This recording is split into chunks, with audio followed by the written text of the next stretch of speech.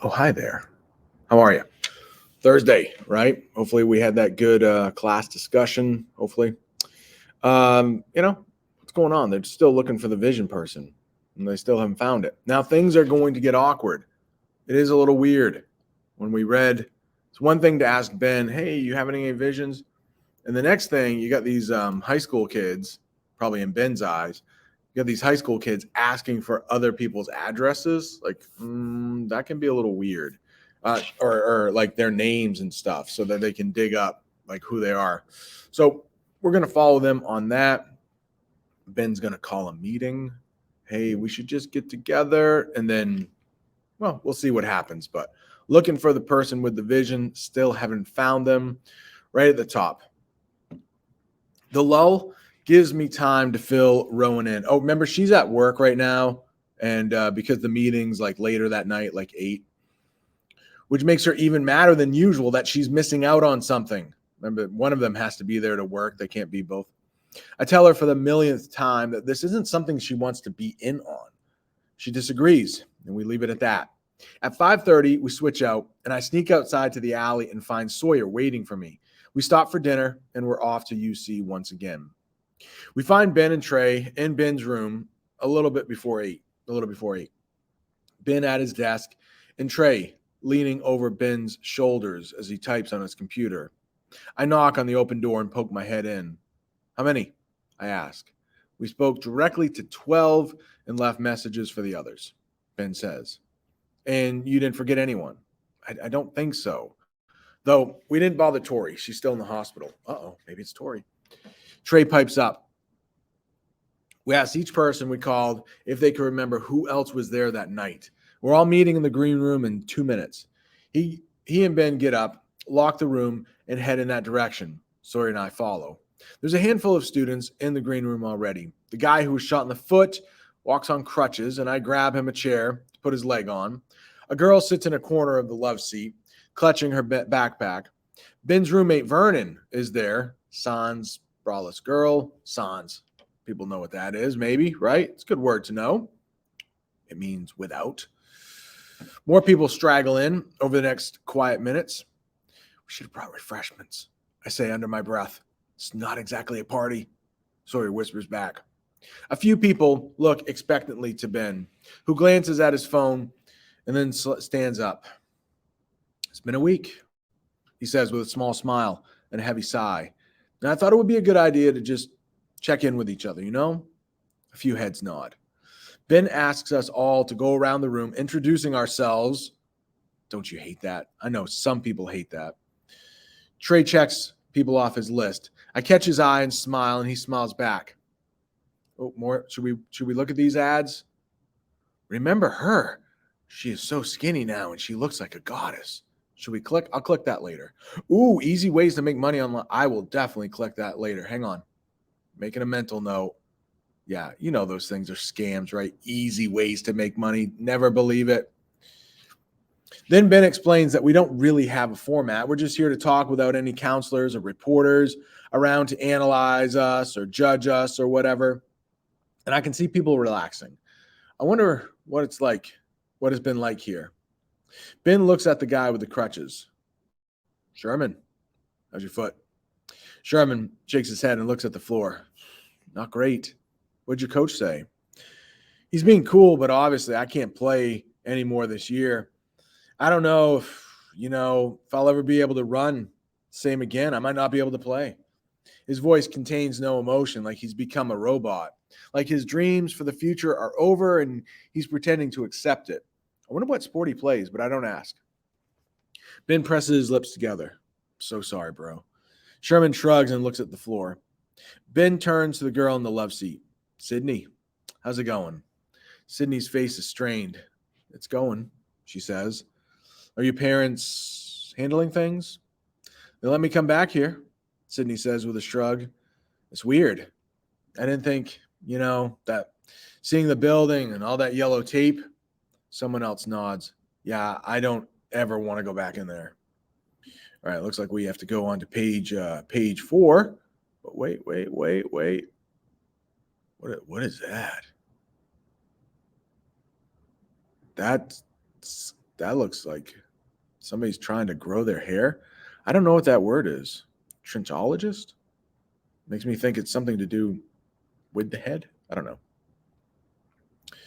New CBD gummies taking Auburn by storm. Yeah, that doesn't surprise me. There are so many places that sell weed around here. All right, we knew. Oh, wait, David Schwimmer had plastic surgery. Oprah's back. All right, next, we got to get on. We got to move on. I know some people are just like, yes, just read. I need to get more reading in my life. Yes, that is true. Okay. Page 4. More chime in now, and I sit quietly watching, feeling the same things they're all feeling, yet somehow I must keep myself distant from those things and stay focused. I know Sawyer's watching too, looking for signs. Is anybody distracted? Looking out the window, watching a vision play out. It might be too early in the cycle. It's only been a week. When things quiet, Sawyer says, I keep having weird nightmares. Only, I look at him. So does everybody else. Only what? Trey asks. Only they're not about the shooting. And I'm not actually asleep. I hear a little shuffle in the room, but I keep my gaze fixed on Sawyer. When no one says anything, Ben says, You mean like a daydream? Only it's scary? Sawyer looks at the floor. I guess, but he shakes his head. Never mind. It's not exactly normal, just trauma or something. What happened to us isn't exactly normal, a girl says. I guess we can expect weird crap to happen. I look at her, then back at Sawyer. What's your daymare about? You said it's not a shooting? I think I know where he's going with this, and I hope I'm helping. No, something completely different. It's a truck crashing into a building, an explosion, he says. It's like, he runs his hands over his eyes. It's like not a dream at all. It's like more like a vision, Ben asks. Sawyer laughs weakly. Well, I wouldn't say that exactly, but he shrugs. But yeah, I guess that's pretty accurate. No one chimes in with a similar story. No one appears to be uncomfortable in his silence on the matter. No one flushes or blanches or reacts with their limbs or eyes or anything to indicate they can relate to what Sawyer just described. But they are sympathetic. Sawyer deserves a Tony Award for that performance. Tony, I think that's like what they give out for Broadway and stuff like that. Too bad there's nothing admirable about being a fraud. It's even less admirable when a few students hang back at the end of an hour of sharing, giving Sawyer the names of their therapists and urging him to call soon. 5. The truth is, we could all probably use some therapy right now. Hell, we're a mess. Well, that was good for everybody, I think, I say later, making myself at home in Ben's room by curling on the foot of Vernon's bed. Wow, she's just taking over, huh? I don't know if Vernon wants her to be on his bed, but there she is. I mean, we didn't get what we needed, but at least we've established contact with everybody and they've got our phone numbers.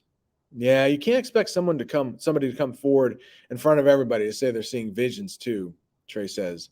He sinks onto the love seat. And Ben sits next to him. Why can't I say that? Ben sits next to him. Yeah, try it. Ben sits. That's hard. Ben sits next to him. Sawyer takes a desk chair. How many victims weren't able to come to the meeting, Ben? I stare at the underside of Ben's mattress. The room smells gross, like a sack of armpits. Okay, so they have bunk beds. I didn't. For some reason, I was picturing 2 separate beds on either side. Okay, so they got bunk beds. Ben takes the list from Trey. There are 3 who have left school completely, 1 still in the hospital, and 1 who lives here in this dorm but either couldn't come or didn't want to come. Sawyer looks at me. How are we going to handle this? I think about it. Start here and work our way out to the ones who left school, I guess. Who's the guy in the dorm? His name's Clark. Should we go up and see him since we're here? I mean, he might have avoided the meeting because he thinks he's losing it. I sit up and slide off the bed. Suppose we should, Sawyer says. But can we just ask him outright? I feel like a big cheat playing things like I did in the green room. Excuse me. Yeah, let me take this one. I look at Ben. Will you show us where his room is? Ben's already getting up. Of course. Oh yeah, that's even getting weirder, right? Hey, take me to this guy's room and I'm gonna ask him if he's seeing visions. We knock on Clark's door, but no one answers.